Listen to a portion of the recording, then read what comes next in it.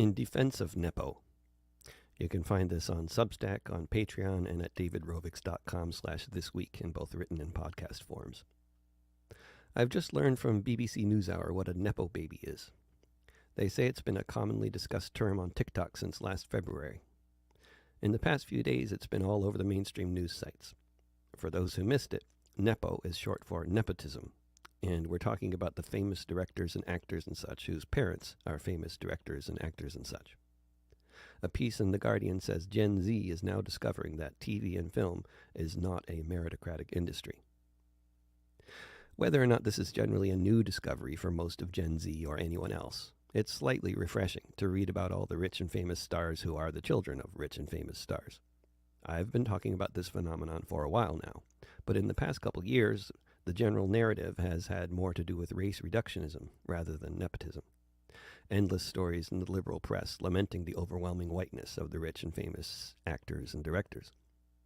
While there are a whole lot of white people who are rich and famous, along with their children, the whiteness narrative tends to miss the fact that if being white could make you rich and famous, there would be a whole lot more rich and famous white people.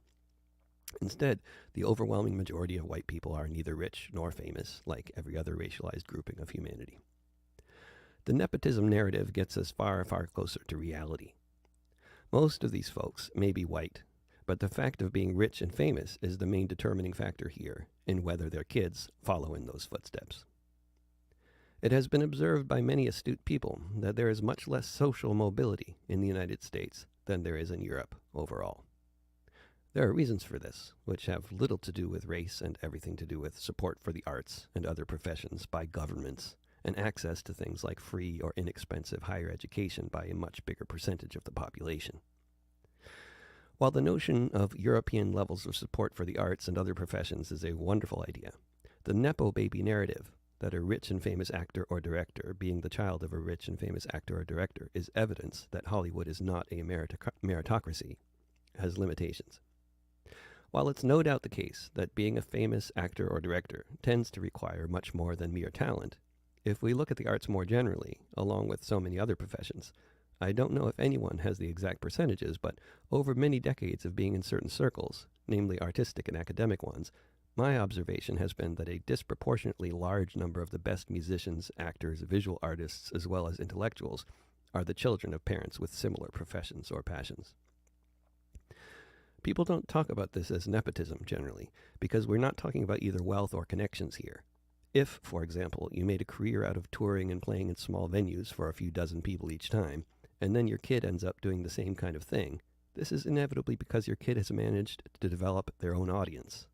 A handful of people at each gig at best might be there because they know your parents, and no one will be there because you had a hit, because if you or your parents had a hit, none of you would be playing in small venues like that. But there is a disproportionate likelihood that the kid ends up being a performer like the parent, nonetheless, and this is because that's the way real education tends to work. Studies have found that regardless of what's going on in school, if a small child has parents who read to them most nights, this is the biggest factor in determining how quickly and how well they learn to read.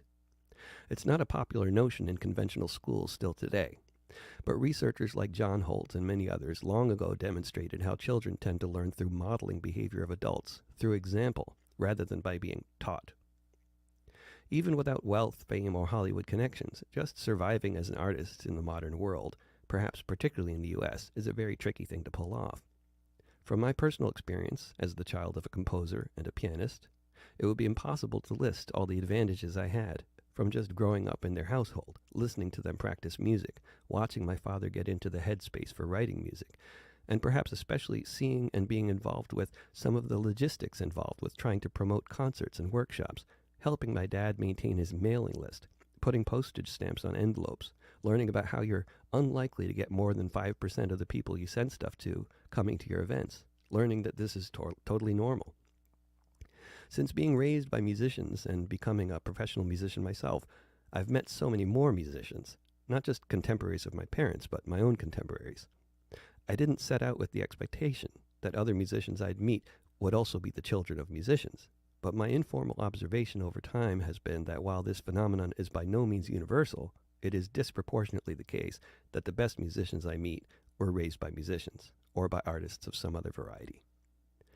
The vast majority of musicians, actors, writers, etc. that I know are working other jobs to make ends meet.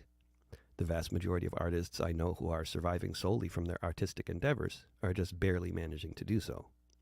But the fact that they've managed to have anything that we might call a career in the arts, for many of them, has so much to do with the fact that they've been learning from a very early age that this career path even exists. So I may just be being provocative by titling this piece In Defense of Nepo. Really, I'm writing in defense of apprenticeship, of mentoring, of real education, rather than the kind most of us get in most schools. Schools here in the U.S. do not prepare many people for a career in the arts. Sweden, on the other hand, incorporates the arts into public education very well and has an amazing system for helping people launch artistic careers after they're done with school, which are the main reasons why Swedish songwriters produce more hits per capita in the English language pop charts than anyone else. But without that kind of backup from the state, more traditional forms of learning will inevitably be dominant.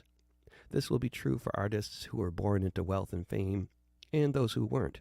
But the same principle applies either way, whether you grew up among the jet set in a mansion in L.A. with John Williams, or puttering around in an old Volvo and making music beneath the staircase in a dank basement in the suburbs of Connecticut with Howard Rovics.